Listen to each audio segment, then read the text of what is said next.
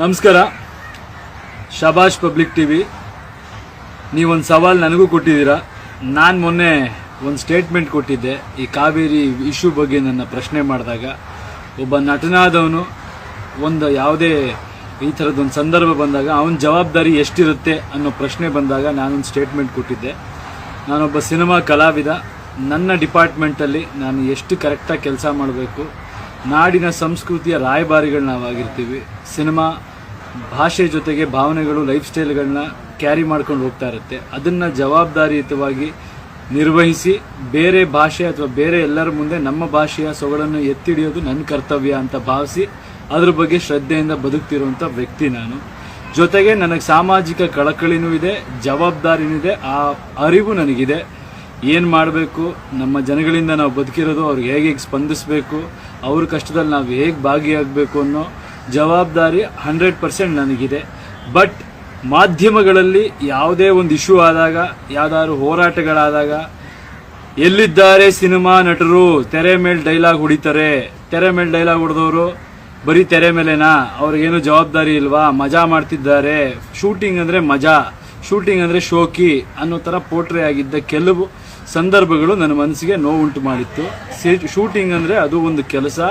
ಹಗಲು ರಾತ್ರಿ ನಿದ್ದೆಗೆಟ್ಟು ನಾವು ಕೆಲಸ ಮಾಡ್ತೀವಿ, ನಾವು ದಿನಗೂಲಿಯವ್ರ ಥರ ದುಡ್ಕೊಂಡು ಬದುಕ್ತೀವಿ ಅನ್ನೋ ಒಂದು ಅರಿವು ಜನಕ್ಕೆ ಮೂಡಿಸುವಂಥ ಮಾಧ್ಯಮಗಳು, ಮೂಡಿಸ್ಬೇಕಾದಂಥ ಮಾಧ್ಯಮಗಳು.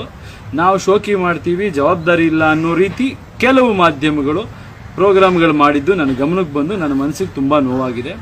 ಅದರಿಂದ ನಾನು ಆ ಇಂಟರ್ವ್ಯೂಲಿ ಆ ರೀತಿ ಒಂದು ಸ್ಟೇಟ್ಮೆಂಟ್ ಕೊಟ್ಟೆ.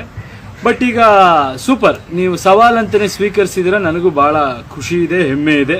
ಎಷ್ಟು ಕೋಟಿ ವ್ಯವಹಾರ ಮಾಧ್ಯಮಗಳು ಕರ್ನಾಟಕದಲ್ಲಿ ಮಾಡ್ತಾ ಇವೆ, ಎಷ್ಟು ಸಿನಿಮಾಗಳು ಮಾಡ್ತಾ ಇವೆ ಅಂತ ನೋಡಿದ್ರೆ, ಸಿನಿಮಾಗಳು ಮಾಡೋದಕ್ಕಿಂತ ಹೆಚ್ಚಾಗಿ ಮಾಧ್ಯಮಗಳು ಮಾಡ್ತಾ ಇದ್ದಾವೆ. ನ್ಯೂಸ್ ಚಾನಲ್ ಆಗ್ಬೋದು, ಎಂಟರ್ಟೈನ್ಮೆಂಟ್ ಚಾನಲ್ಗಳಾಗ್ಬೋದು, ಕೋಟ್ಯಾಂತರ ರೂಪಾಯಿ ರೆವಿನ್ಯೂ ಕರ್ನಾಟಕದಿಂದ ತಗೋತಾ ಇದ್ದಾರೆ. ನಿಮಗೆ ಸಾಮಾಜಿಕ ಕಳಕಳಿ ಎಷ್ಟಿದೆ ಅನ್ನೋದು ನಾನು ಟೆಸ್ಟ್ ಮಾಡಬೇಕಿತ್ತು. ಅದರಿಂದ ನಾನು ಈ ಸವಾಲಿಸಿದೆ. ಪ್ರೋಗ್ರಾಮ್ ಮಾಡೋದು ಅಂದ ತಕ್ಷಣ ಎಲ್ಲೋ ಒಂದು ದಿನ ಒಂದು ಚರ್ಚೆ ಮಾಡಿಬಿಡೋದಲ್ಲ. ಒಂದಿನ 1 ಅವರ್ ಚರ್ಚೆ, 2 ದಿನ 1 ಅವರ್ ಚರ್ಚೆ ಅಲ್ಲ. ನಿಮ್ಮ ಸವಾಲಿಗೆ ನಾನು ರೆಡಿ ಇದ್ದೀನಿ. ಮತ್ತೆ ನಾನು ಅದಕ್ಕೆ ಕನ್ಫರ್ಮೇಷನ್ ಕೊಡ್ತೀನಿ, ಕ್ಲಾರಿಫಿಕೇಶನ್ ಕೊಡ್ತಾ ಇದ್ದೀನಿ, ಕ್ಲಿಯರ್ ಆಗಿ ಹೇಳ್ತಾ ಇದ್ದೀನಿ. ಪ್ರೋಗ್ರಾಮ್ ಅಂದರೆ ಒಂದು ದಿನ 1 ಅವರ್ ಒಂದು ಚರ್ಚೆ, ಯಾರನ್ನ ಕರೆಸ್ಬಿಟ್ಟು ಅವ್ರು ಸರಿ ಇಲ್ಲ, ಇವ್ರು ಸರಿ ಇಲ್ಲ, ಅವ್ರು ಕೆಲಸ ಮಾಡಿಲ್ಲ, ಇವ್ರು ಕೆಲಸ ಮಾಡಿಲ್ಲ ಅಂತ ಪ್ರಶ್ನೆ ಮಾಡಿಬಿಟ್ಟು ನಮ್ಮ ಜವಾಬ್ದಾರಿ ಏನಿಲ್ಲ ಅಂತ ಕೈ ಇದು ಮಾಡ್ಕೊಂಡು ಕೂತ್ಕೊಂಡ್ಬಿಡೋ ಥರ ಕಾರ್ಯಕ್ರಮ ಆದರೆ ನಾನು ಬರಲ್ಲ. ಅಕಸ್ಮಾತ್ ನಿಜವಾದ ಕಾಳಜಿ ನಿಮಗಿತ್ತು ಅಂದರೆ ಜನಗಳ ಪರವಾಗಿ ಯಾವ ಹಂತಕ್ಕೆ ಬೇಕಾದರೂ ನಿಂತ್ಕೋತೀವಿ. ರೈತರ ಬಗ್ಗೆ ನಿಮಗೆ ನೀವು ಹೇಳೋ ಅಂತ ಅಥವಾ ಜನಗಳ ಮುಂದೆ ತೋರಿಸೋ ಅಂತ ಬೇರೆಯವ್ರ ಕಾಳಜಿ ಇದೆಯಾ ಅಲ್ವಾ ಅಂತ ಪ್ರಶ್ನೆ ಮಾಡುವಂಥ ಕಾಳಜಿ ನಿಮ್ಮಲ್ಲಿದ್ದೆ ಅಂದರೆ ನಾನು ರೆಡಿ ಇದ್ದೀನಿ. ನನ್ನ ಕೆಲಸ ಕಾರ್ಯಗಳನ್ನ ಬಿಟ್ಟು ಅಥವಾ ನನ್ನ ದಿನದಲ್ಲಿ ಹೆಂಗಾದ್ರೂ ಸರಿ ನಾನು ಟೈಮ್ ತೆಗಿತೀನಿ, ನಾನು ಪ್ರೋಗ್ರಾಮ್ಗಳು ಮಾಡ್ತೀನಿ. 1 ದಿನ 2 ದಿನ ಅಂತಲ್ಲ, ಅನ್ಲಿಮಿಟೆಡ್ ಒಂದಷ್ಟು ದಿನ ಅಂತ ಪ್ಲಾನ್ ಮಾಡೋಣ. ಬೇಕಾದ್ರೆ ಅದಕ್ಕೂ ಒಂದು ಲಿಮಿಟ್ ಹಾಕೋಣ. ಎವ್ರಿ ಪ್ರೈಮ್ ಸ್ಲಾಟಲ್ಲಿ ನನಗೆ ಟೈಮ್ ಕೊಡಿ. ಆ ರೈತರ ಸಮಸ್ಯೆಗಳು ಏನೇನಿದೆ ಚರ್ಚೆ ಮಾಡೋಣ. ಆ್ಯಂಡ್ ಬರೀ ಚರ್ಚೆ ಮಾಡಿ ಅವ್ರು ಮಾಡಿಲ್ಲ ಇವ್ರು ಮಾಡಿಲ್ಲ ಅನ್ನೋದಲ್ಲ, ಪರಿಹಾರನೂ ಕಂಡುಹಿಡ್ಕೊಳ್ಳೋಣ. ಯಾವಾಗಲೂ ಪ್ರಶ್ನೆ ಮಾಡ್ತಿರ್ತಿರಲ್ಲ ಏನು ಜವಾಬ್ದಾರಿ ಇದೆ ಅಂತ, ನಾನು ತೋರ್ಸಕ್ಕೆ ನಾನು ರೆಡಿ ಇದ್ದೀನಿ. ನಿಂತ್ಕೊಂಡೇ ಬಿಡೋಣ, ಅದೇನು ಸಮಸ್ಯೆ ಇದೆ. ಯಾಕಂದರೆ ಎಲ್ಲ ಹೋರಾಟಗಳಿಗೂ ನಾನು ಹೋಗಿದ್ದೀನಿ. ಮಹದಾಯಿ ಹೋರಾಟಕ್ಕೆ ಹೋಗಿದ್ದೀನಿ, ಎಲ್ಲ ಎಷ್ಟು ಕೋಲಾರಕ್ಕೆ ಹೋಗಿದ್ದೀನಿ. ಮೊನ್ನೆ ಯಾವ ಹೋರಾಟಕ್ಕೆ ಹೋಗಿದ್ದೀವಿ, ಎಲ್ಲ ಕಡೆ ಹೋಗ್ತೀವಿ, ಮಾತಾಡ್ತೀವಿ, ಚಪ್ಪಾಳೆ ಸಿಳ್ಳೆ ಬೀಳುತ್ತೆ. ಬಟ್ ಏನಾಗ್ತಿದೆ ರೈತರಿಗೆ ಏನಾದರೂ ಉಪಯೋಗ ಆಗ್ತಿದೆಯಾ ಅದರಿಂದ, ಅಥವಾ ಯಾರಿಗಾದ್ರೂ ಪರಿಹಾರ ಸಿಕ್ಕಿದೆಯಾ? ಅದೇನೇನು ಸಮಸ್ಯೆ ಇದೆ ಎಲ್ಲರೂ ಬರೀ ಅವ್ರ ಮೇಲೆ ಇವ್ರ ಮೇಲೆ ಬೆರಳು ತೋರಿಸ್ತಿದ್ದೀರಲ್ಲ, ನಾನು ಇನ್ನೊಬ್ಬರ ಮೇಲೆ ಬೆರಳು ತೋರ್ಸೋಕೆ ಇಷ್ಟಪಡಲ್ಲ. ಮಾಡೋಣ ಬನ್ನಿ ಕೆಲಸ. ರೈತರ ಬಗ್ಗೆ ನಿಜವಾಗ್ಲೂ ಕಾಳಜಿ ಇತ್ತು ಅಂದರೆ ಈಗ ನೀವು ಕೊಟ್ಟಿರೋ ಸವಾಲಿಗೆ ನಾನು ರೆಡಿ ಇದ್ದೀನಿ. ಎಲ್ಲರೂ ಬರೀ ಅವ್ರ ಮೇಲೆ ಇವ್ರ ಮೇಲೆ ಬೆರಳು ತೋರಿಸ್ತಿದ್ದೀರಲ್ಲ, ನಾನು ಇನ್ನೊಬ್ಬರ ಮೇಲೆ ಬೆರಳು ತೋರ್ಸೋಕೆ ಇಷ್ಟಪಡಲ್ಲ. ಮಾಡೋಣ ಬನ್ನಿ ಕೆಲಸ. ರೈತರ ಬಗ್ಗೆ ನಿಜವಾಗ್ಲೂ ಕಾಳಜಿ ಇತ್ತು ಅಂದರೆ ಈಗ ನೀವು ಕೊಟ್ಟಿರೋ ಸವಾಲಿಗೆ ನಾನು ರೆಡಿ ಇದ್ದೀನಿ. ಟಿವಿಲಿ ಕಮರ್ಷಿಯಲ್ಸ್ ಕೊಡಬೇಕು ನೀವು. ಕ್ಲಿಯರ್ ಆಗಿ ಹೇಳ್ತಾ ಇದ್ದೀನಿ. ಆಡ್ಸ್ ಬರುತ್ತಲ್ಲ, ಬರೀ ಪ್ರೋಗ್ರಾಮ್ ಅಂತಲ್ಲ, ಆಡ್ಸ್ಗಳು ಕೊಡಬೇಕು ರೈತರಿಗೆ ಸಂಬಂಧಪಟ್ಟಾಗಿ.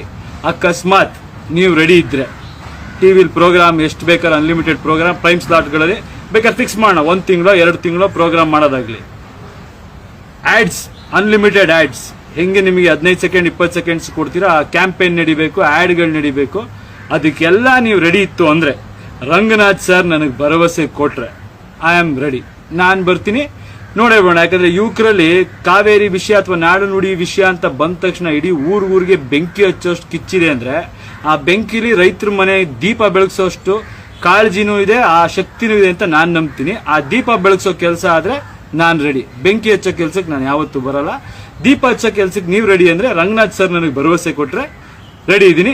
ಎಗೇನ್ ಓಪನ್ ಚಾಲೆಂಜ್ ಆಗ್ತಾ ಇದ್ದೀನಿ. ಬರೀ ಪಬ್ಲಿಕ್ ಟಿವಿ ಅಲ್ಲ, TV9, ETV, BTV, ZTV, ಪ್ರಜಾ ಟಿವಿ, ಯಾವ್ಯಾವ ಟಿವಿ ಇದೆಯೋ ಎಲ್ಲರೂ ರೆಡಿ ಇದ್ರೆ ಬನ್ನಿ ಮಾಡೇ ಬಿಡೋಣ. ರೈತರಿಗೆ ಅದೇನೋ ಬರೀ ಮಾತಲ್ಲಿ ರೈತರ ಕಾಳಜಿ, ರೈತರ ಸಮಸ್ಯೆ, ನೀವು ಮಾಡೋ ಪ್ರೋಗ್ರಾಮಿಂದಾಗ್ಲಿ ಅಥವಾ ನಾವು ಹೋಗಿ ಮಾಡೋ ರ್ಯಾಲಿಯಿಂದಾಗ್ಲಿ, ಭಾಷಣದಿಂದಾಗ್ಲಿ ರೈತರ ಮನೆಯಲ್ಲಿ ಇರೋ ಸಮಸ್ಯೆ ಬಗೆಹರಿಯಲ್ಲ. ಅವ್ರಿಗೊಂದೊತ್ತು ಊಟನೂ ಸಿಗಲ್ಲ.